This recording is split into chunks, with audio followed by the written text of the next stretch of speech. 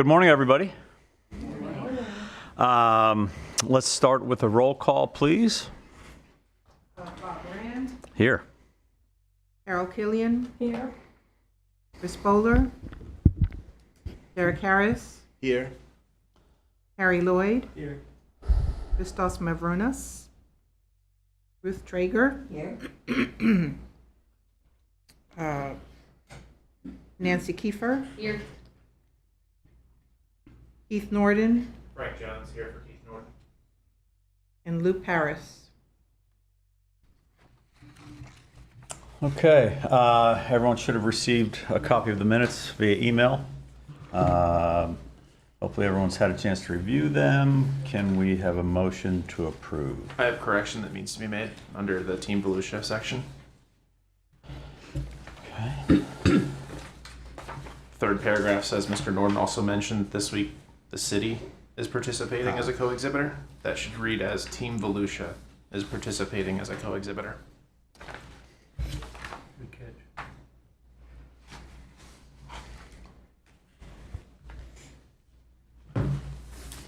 Where are we? Third paragraph down. Okay. Page 2, under section B, third paragraph. Okay. We stand corrected on the minutes? Yeah, That's just accepted? make the motion with the correction noted. Second. Any further discussion?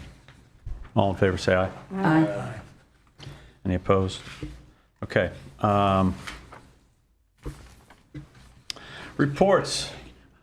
Lou is not here, so we'll move to Frank with Team Volusia. Team, Thanks, Brian. Just going into the outreach that we have performed recently, we had the National Business Aviation Convention in Las Vegas, where I attended. It was a 3-day event. Really great leads that came from that event. Keith returned from the SUS Japan. He was actually in Tokyo, just down the street from President Trump's meeting, about a quarter mile down. So there was lots of excitement, lots of buzz going on, and they actually had a NASCAR vehicle there to welcome President Trump as well. So very exciting. Keith also attended the Advanced Economic Development Leadership Summit in Kansas City. And Monty is a new member of our team, and he and I attended Economix over in Lake Nona just this past week. As you all know, we've had a lot of good ribbon cuttings this year. A lot of really large businesses bring a lot of economic activity to Daytona Beach with Amazon, Aura Aero, and Boeing.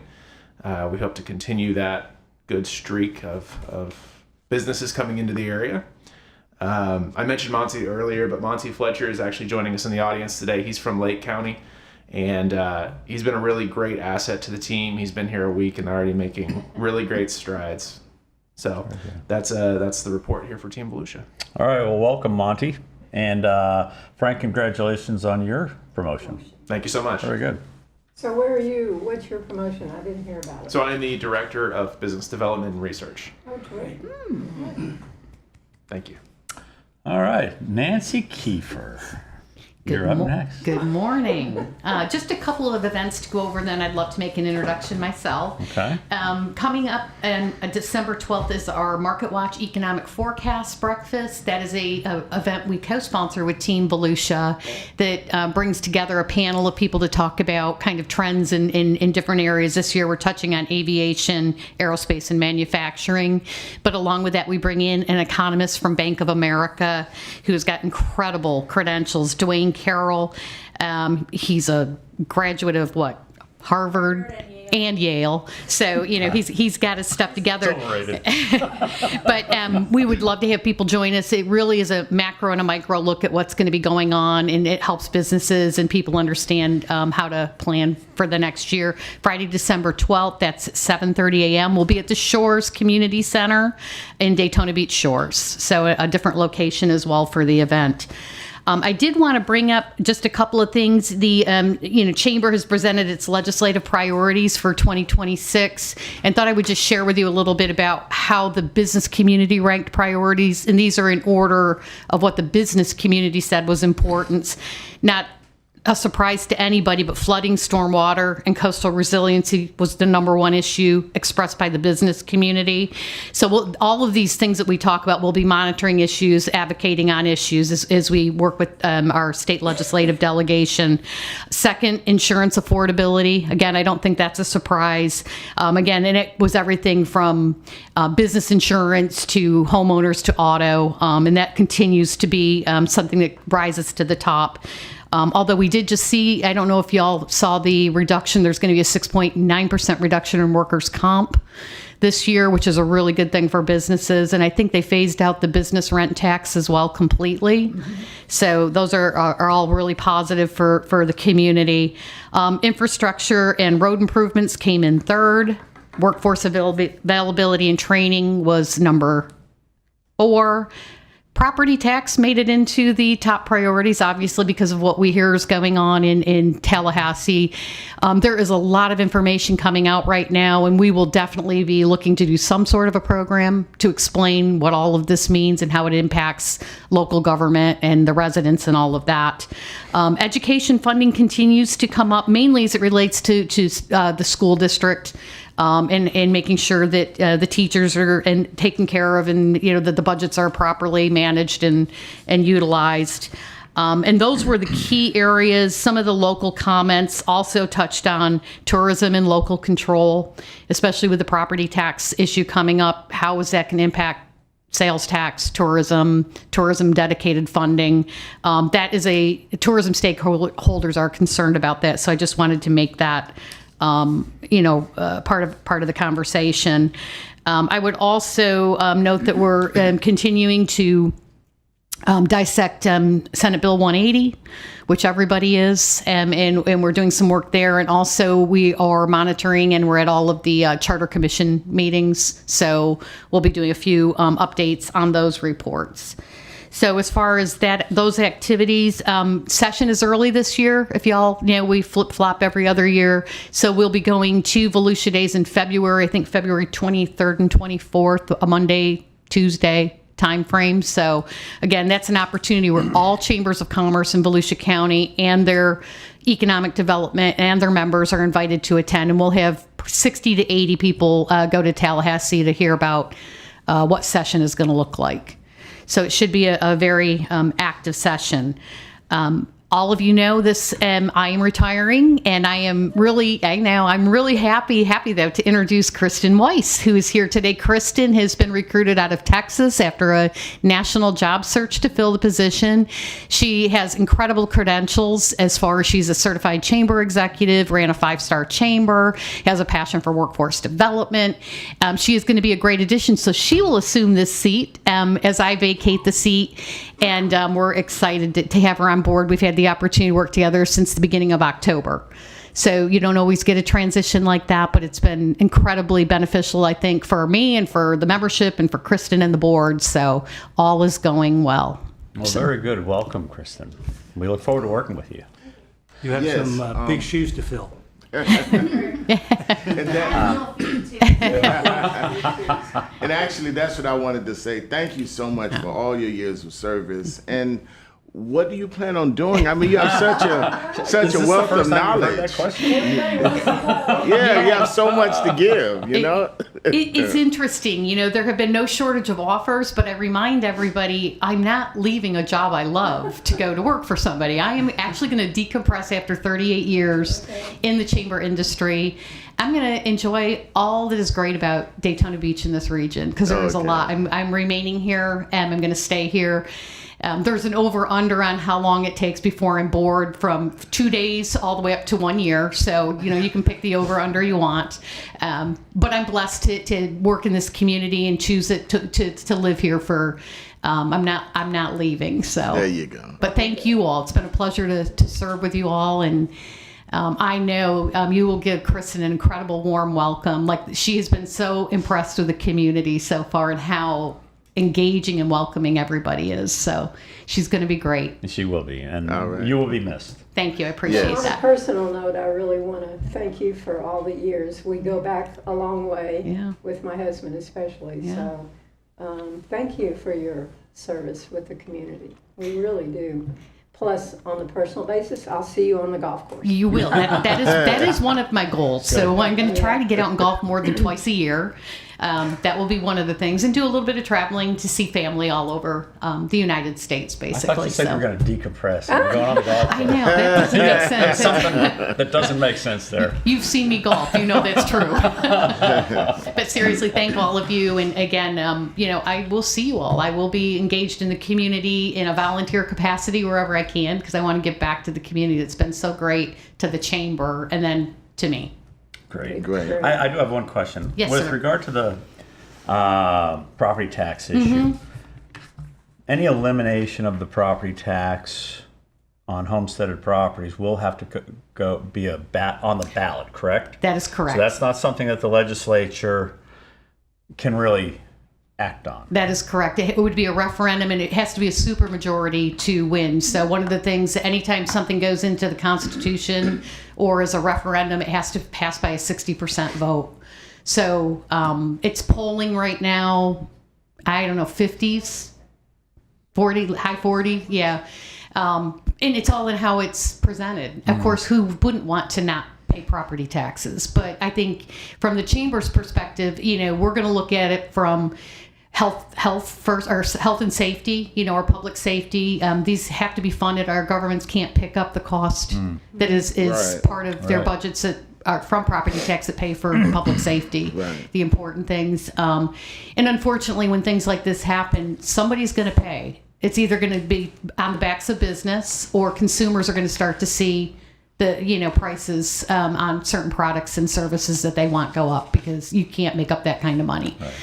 But we've got some good people in Tallahassee working on the committee. There's a lot of proposals out there, a lot of data that's going to be coming out. So we'll be sharing as much of that to inform voters, and that's really in the end what matters, is to be an informed voter. Right. Very good. As a chamber representative, how do you really feel about it?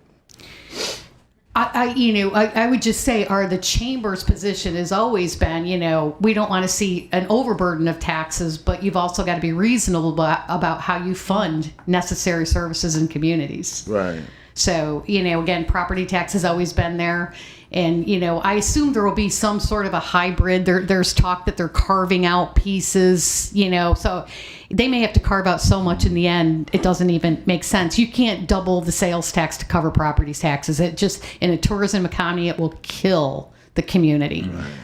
So it's a serious issue. Again, it's going to be a referendum. So I don't think it's going to make it to the 2026 ballot. I'd be surprised. However, it is moving quickly in conversations right now in committee weeks.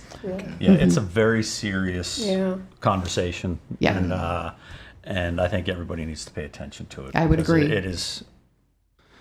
Yeah, it's got. So what's the next step on that? Like, where are we right now on that? The legislature is just, I think we're waiting to see what the committee puts out as Okay. far as a white paper on what it looks like. Okay. I think there's 3 different proposals floating around right now.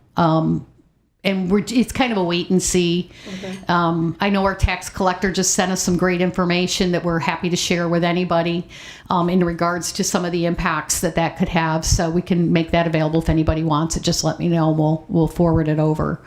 Our Cornerstone Committee's meeting on talking about it a little bit this morning at the meeting. Good. Okay. Good. Very good. Thank you, Nancy. Let's move on. Economic and strategic opportunities report. Jeff Brown, please. Mr. Chairman, I'm going to ask that we put mine on pause and go down to new business, because I know Okay. that Dennis has got a meeting coming up. Okay. And I'm not sure Very exactly good. what time it was. That we will do. Dennis, under new business, come on in. Dennis, Planning Director, a little update on Avalon Park. Yeah. How are you, Dennis? Great, thank Good. you. Good morning, Board. Dennis Rozek, Planning Director with the city. Jeff asked me to do an update on Avalon Park, and I've got another update for you also on another project.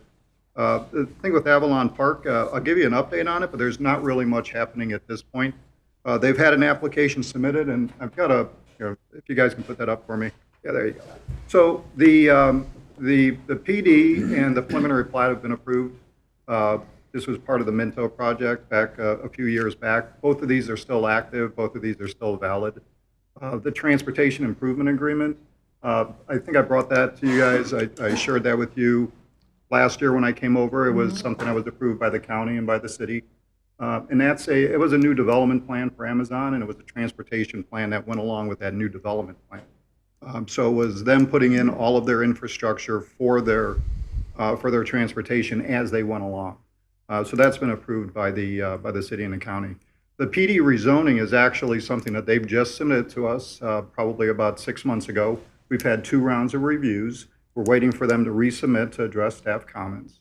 The new PD rezoning is really matches up with the transportation improvement plan that was approved by the city and county. So it's kind of like what they really wanted to do is come in first and say, hey, can we do this? Will you guys support us with this transportation improvement?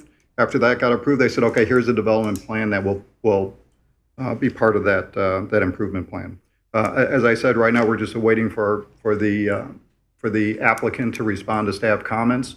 Once we get to a point where all staff comments have been resolved, then we'll take it to the public hearing stage, and it'll be planning board and city commission. Give us just a brief summary of what the transportation improvement agreement encompassed. I can give you a copy of it. I can send that to you, Bob. But what it does is it incorporates or anticipates all of the development that's going to happen that way, and it puts in a transportation program that will accommodate that. That includes Timber Creek being extended all the way up to Granada. It includes all of the internal system that they have. It'll include Tournament being connected into the Avalon project, so people will be able to get over to the school area without going on an LPGA. It'll include an overpass over 95 by Hand Avenue, which is another east-west corridor that I think is really needed up in that area. That will be funded by Avalon Park? They'll take it as far, from what I understand, they will take it up to 95, and then the county will take it over 95. But they'll do the improvements, including over the Tomoka River, up to that point, and that's a pretty long stretch that they have to go. So it'll be that improvement as well. So that'll be part of the Avalon project and what they'll have to do. And the way the agreement is written, they can't start. And once they reach a certain point, they can't start any more development until all of that infrastructure is in place. Once that infrastructure is in place, then they can move to the next phase and start the next development. So this is really build as you go instead of, hey, let's build it all and then we wait for the infrastructure to catch up to it. Interesting. Is that agreement online somewhere where we can just pull it up? We probably have it on our city website on a DV. I'll see what we can do about trying to get it more available to you. Maybe someplace that somebody doesn't have to search too far to be able to find it. Sure. We have an online IMS system where you can look at every development application that comes into the city, and you can search that. And you go into that system, you can actually see that development agreement. So you can also see the Avalon plan that's been submitted, the PD. That's available online in this IMS system. It's an easy search. If anybody had any questions, but they wanted to get into that and kind of take a look at some of the projects, you can contact me, you can contact any of our planners. We can walk you through that and how to search that to see the different projects that we have. What is the proposed time frame to doing completion of something like for this? completion? Yes. They're throwing it out 20 years. I mean, this is a very big project, and it's going to take a long time before they get to that end. But you know, I think like the Minto, the current Minto, the Margaritaville, I think they had anticipated 10-year project to go through, and I think they were completed in 5. So that was a lot of work for staff to be able to, you know, there was a lot of permits that were coming through that process at that time to be completed in half the time that they anticipated it to be completed in. So. Very good. So I've got another project that you may have heard about that I wanted to share with you, and this is the Florida Logistics Center. This is located between Williamson and 95, just south of Bevel and the I-4 interchange there. This is a 277-acre site. Rezoning and land use was approved by the City Commission a couple of months ago. It's a mixed-use project, includes light industrial, some commercial with some office and some retail. One of the unique things is that there is no residential permitted on this site. So it's a mixed-use project, but no residential. Commissioner Cantu had worked with the applicant and with the residents at Pelican Bay, and nobody wanted to see residential over there, so they actually worked it out so there was no residential included in that. The project is approved for a maximum of 6 million square feet of floor area, which seems like a lot, but when you have some of these industrial with the warehouse, it takes up a lot of space. But the project is limited on the amount of trips, on the amount of cars that can be on the road or trips that can be on the road. So once they reach that threshold, there would be no more development, even if they didn't get to the 6 million square feet. What are they doing about drainage and addressing drainage in that area? That's all part of the site plan process. We've got the first phase. As a matter of fact, I'll show it to you. But we've got the first phase of the site plan that's in currently for review. Bring it up here for you. So that's the first phase. That includes a large retention area that's along, along 95. So every project that comes in, they have to meet all of the stormwater requirements for based on our land development code and St. John's. That would go into Tomoka? I'm not exactly sure. I'm not the engineer, but it'll be reviewed. We do have engineers on staff that'll be reviewing this to make sure it's all in compliance. So this first phase includes two 305,000 square feet of warehouse distribution and some office retail uses. Those are the two building locations right over there. For your orientation, 95 is on the bottom here, and Williamson up on the top, and Bevel over on the left-hand side. Like I said, this was presented to the City Commission a couple of months ago.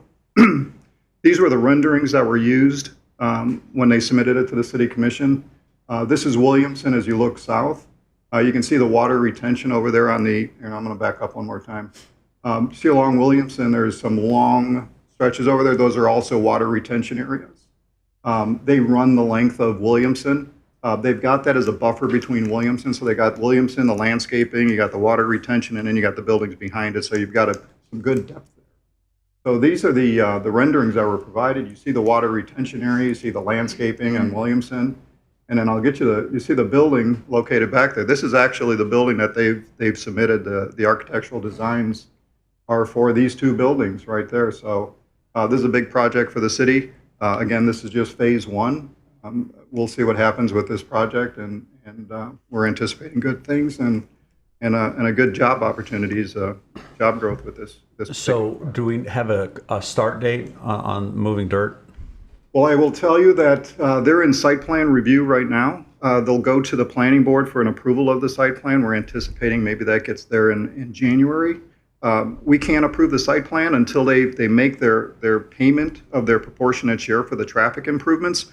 I tell people, once I get that site plan approved, they put their money on the table for that traffic. That's non-refundable. That usually means they're serious about getting going, and they want to get this thing started.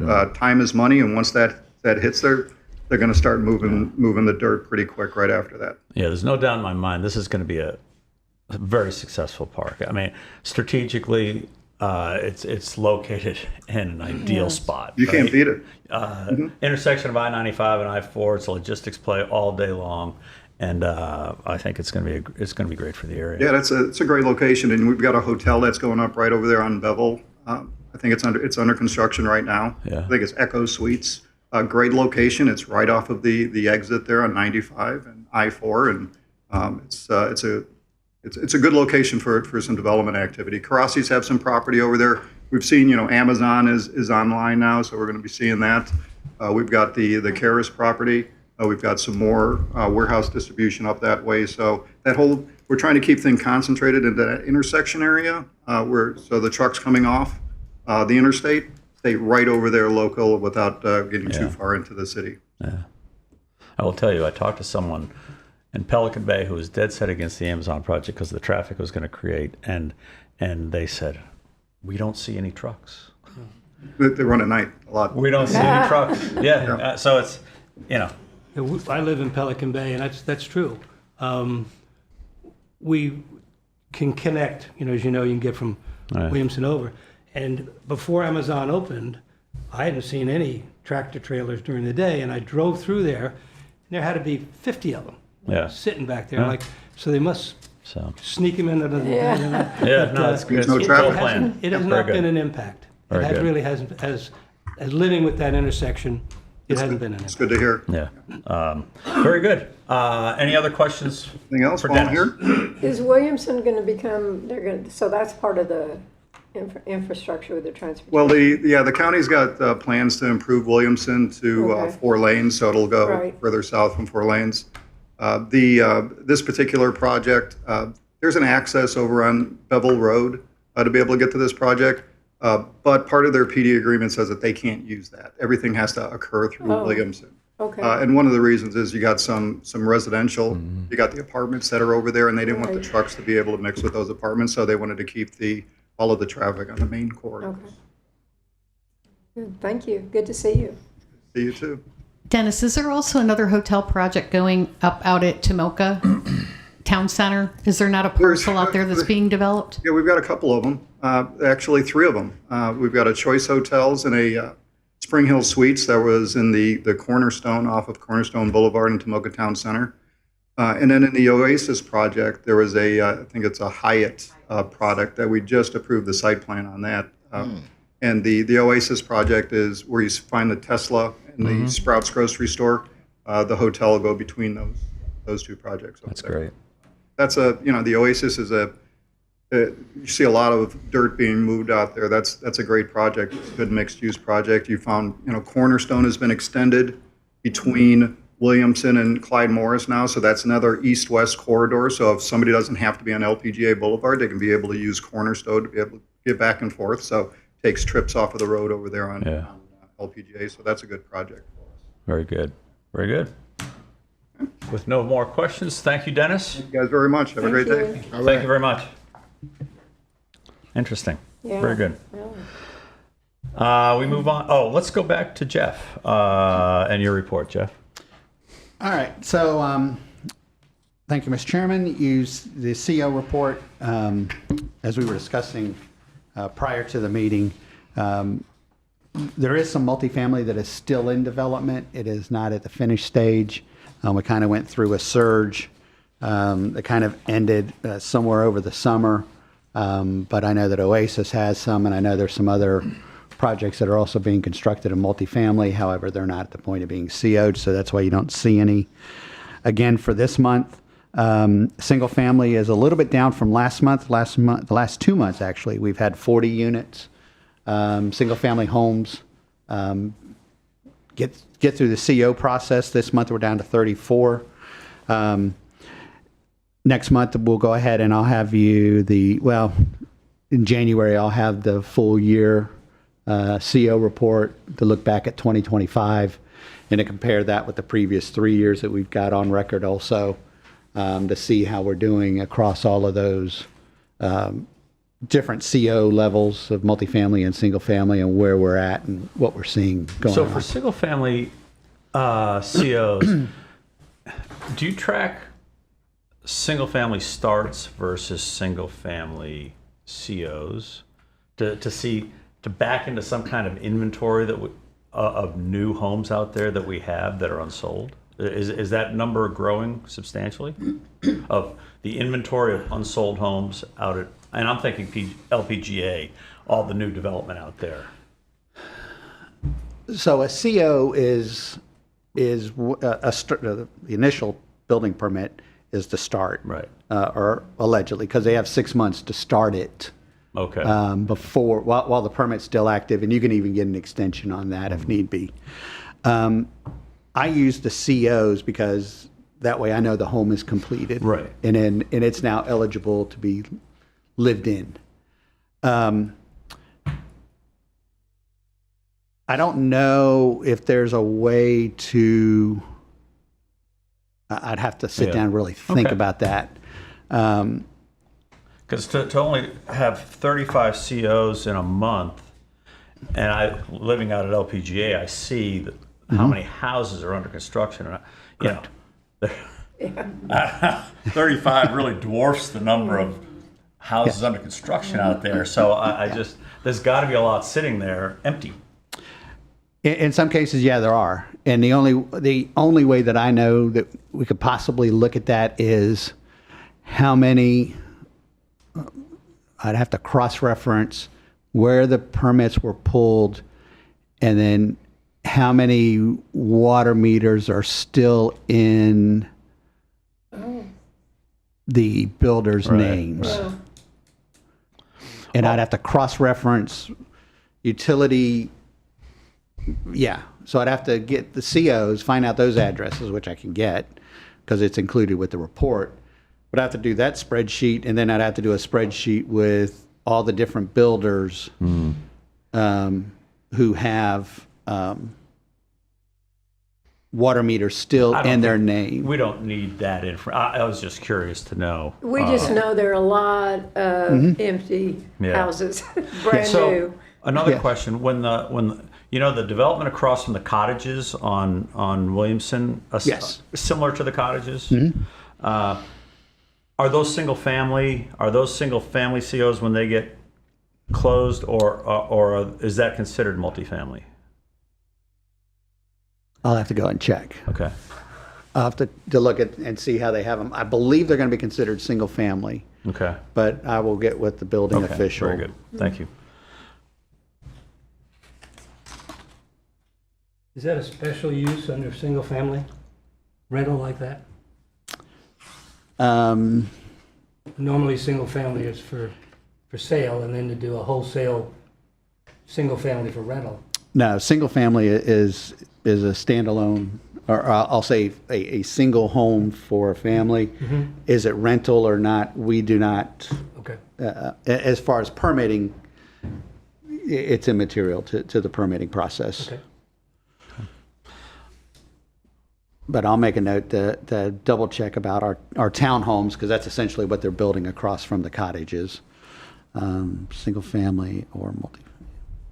But they're not attached. They are Yeah. individual. They're not. I don't think they're townhomes. I think they're individual units.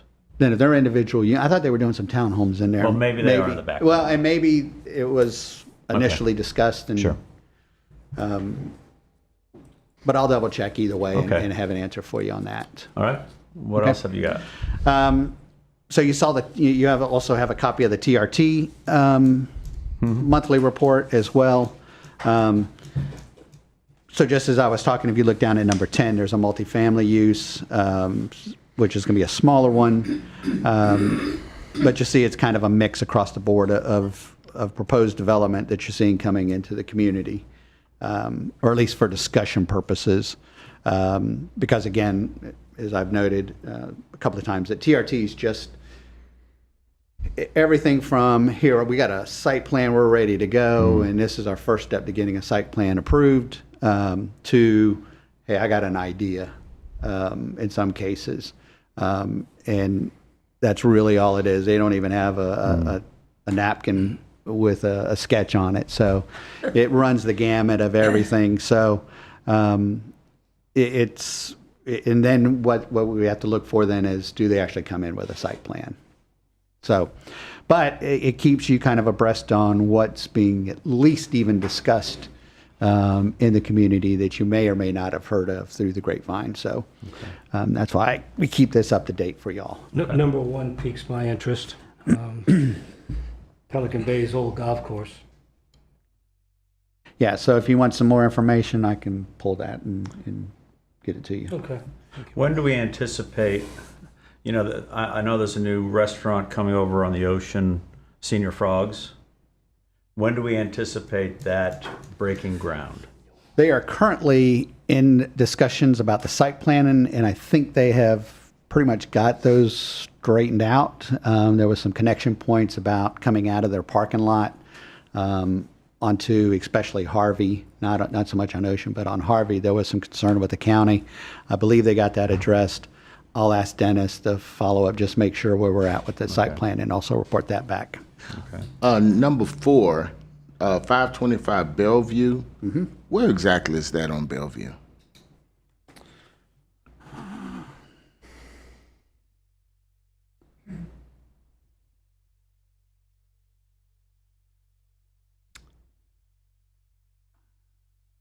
I think it's between Clyde Morris and Nova. Yeah.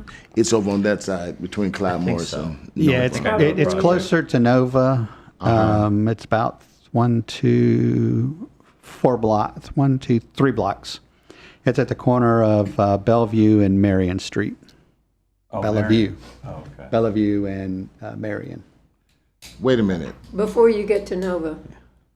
Yes. Yeah. Yeah, so you're going to go off Ridgewood. You're going to go south on Ridgewood here, Right. make a right, go down So 3 it's- blocks. It's on the left. Okay.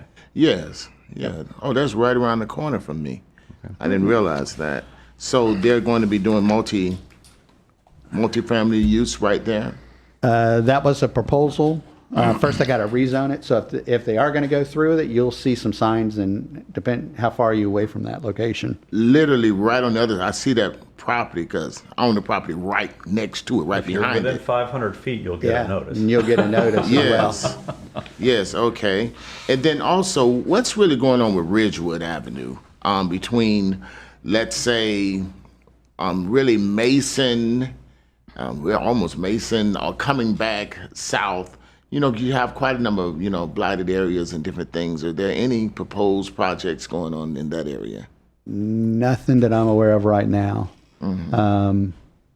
I'll check with Michelle Tolliver and the CRA and see if she knows of anything. The reason why I was asking is that a lot of times when people are going over to the beach side, they have to pass through that corridor.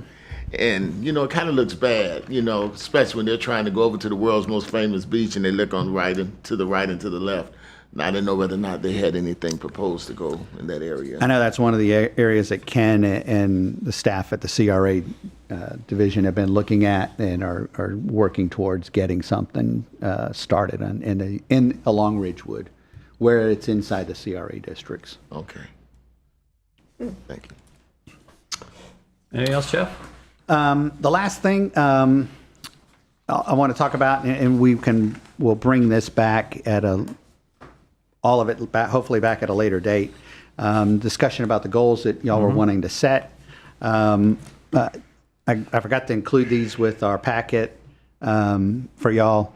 Mr. Lloyd and Ms. Killian both did send some ideas. They're at your spot here. And I know that I talked to Chris Bowler a few weeks ago, and he says, "Oh, it's on my desk. I need to get them to you." Yeah. And he says, "I'm going to get it to you tomorrow." And so You gave us till the end of November, so All right. So just a reminder Yeah, to do those. And I included these just so you can see what at least some others are thinking and maybe spur some conversation. One of the things also that I want to talk, when we do this, you saw Dennis' proposal with the logistics center and that being 300 acres. One of the things that is happening to the city, and it's a good thing in a sense, we are almost out of space for big projects to come in. We've got the one that you saw. We got some property that's north of the Buc-ee's, behind the cottages and Encompass Health. That property's still out there, and then we have. That's a retail. That's the city wants to see retail. Originally, it was industrial. And Yes. Then I believe the city came back and decided they wanted to see retail there. So what now has happened is it's kind of a mixture between retail and some single-family developments that have been proposed back there through the TRT process. But that's another last big chunk of land that we have. And then,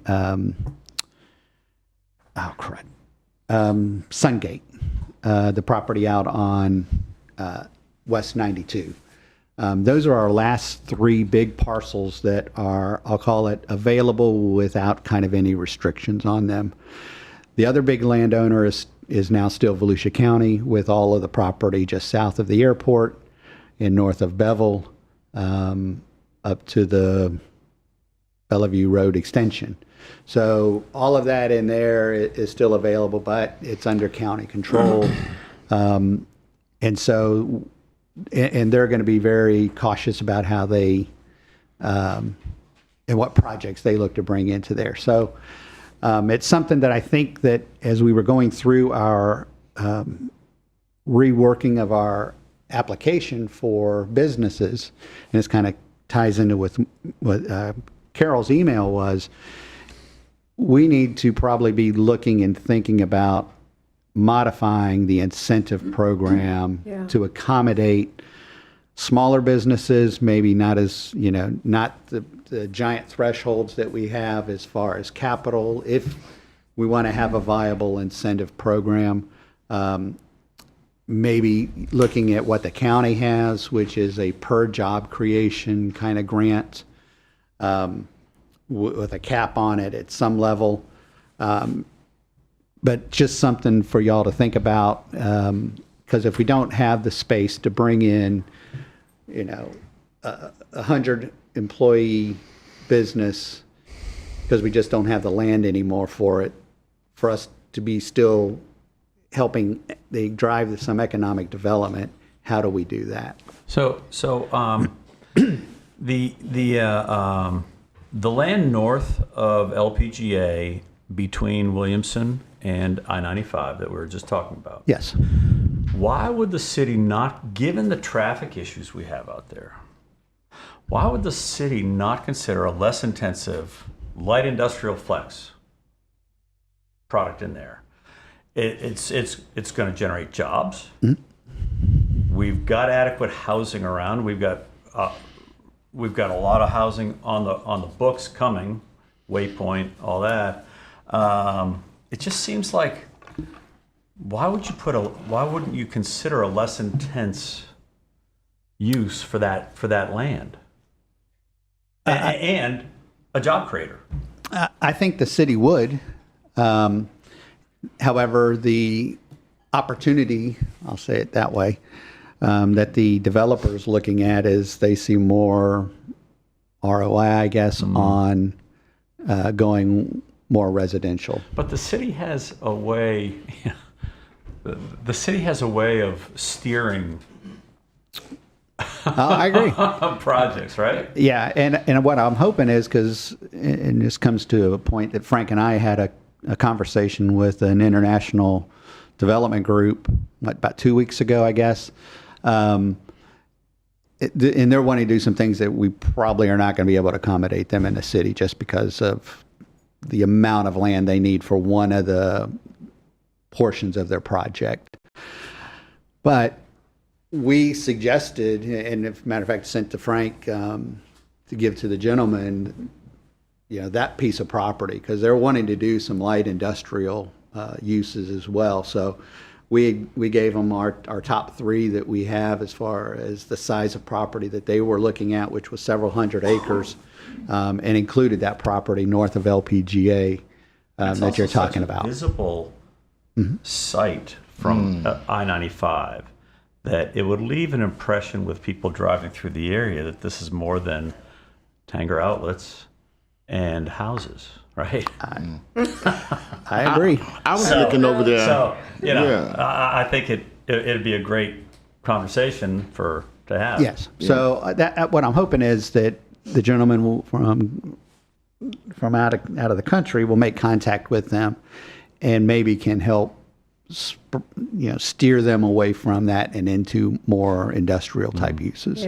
job creation uses. Can I ask you, over by Municipal Stadium, I was just there for Bethune-Cookman homecoming, and the parking was crazy, all this kind of things. But the land that's all around that area, do we have access to any of that? I believe what I was told was all of that's already in planning stages to do some other long-term development with. Like Sportsplex and different things such as that. Well, you've also got more Dunn residential Avenue coming through there at some point. That Going all the way that over? land's been put aside for. Yeah, so there is a strip in there for Dunn Avenue extension to be done by the county and extend that across. But if you're talking about property to the west of LPGA, I believe that's already been under some discussions about some other development. And that area over there gets really environmentally constrained real quick. With wetlands. So once you and get all that down stuff, to about a mile from LPGA, from ISB on LPGA, all that land to the west is controlled by St. John's Water Management. Yeah. Yeah, well, wetlands probably. I've had to deal with them before. All that's controlled by St. John's Water Yeah. Management, with the exception of about 160 acres, which Yep. we've talked about. Yes. So are we able to annex Yeah. anything such as that? Like if the city wanted to do something? Yeah, I believe all that land is inside the city limits, so we were just talking about the 160 acres. Which is and- not inside the city. It isn't? That is county. Is it? Okay. County, yeah. That it's a square block, Yeah, In it's the a middle of county weird, the land city. surrounded by St. John's Water Management and city Yeah. land. Okay. it's a weird and that's the configuration. one we've talked about. Okay. And Oh, okay. if we could find access to it, I could get it used. Access is difficult, Yeah. but I'd like to talk that. We can take that off. And the Dunn Avenue thing is always an issue. You know, always. We've been talking about Dunn Avenue before you even moved here. Okay, Jeff. Any other questions? I do. for Jeff? Okay. I have some comments about Hal's note. If y'all get a chance to read this, this is excellent. Hal, you got into it a little more than what I was thinking in my head. But you mentioned the vision. I don't know if you remember, but Daytona Beach about 15 years ago, we actually did put together a vision plan for the city, and it encompasses each of these different areas in the city. And from what I understand, Derek Henry told me that they don't even use it anymore. They used it for quite a few years, you know, in their city talks and and now they don't use it at all. So I don't know, it might be something that we may need to ask the city to revisit. That was my point. To me, a vision statement or mission statement Yeah, brings people back to the center Right. as over time you drift in goals. And if you have a specific agreed to target, yeah. you can bring people back to focus long term. So if you And get I a think it's chance to read the original vision plan, I mean, it covers an awful lot of this that you're talking about. You got into some more details in the steps below that, which is excellent. But Thank you. yeah, Very good. Other comments? Okay, we'll move on. Public comment period. Is there anyone waiting out in the lobby that wants to come in and talk, or would you? Anyone like to come up and talk a little bit? All right. With no public comments, our next scheduled meeting is 8:30 a.m. December 17th. At which time I believe we will have a discussion around the suggestions that come up. Correct? That is Or- correct. Also on December, we will have the Brownfields annual report Okay, that needs to be good. presented.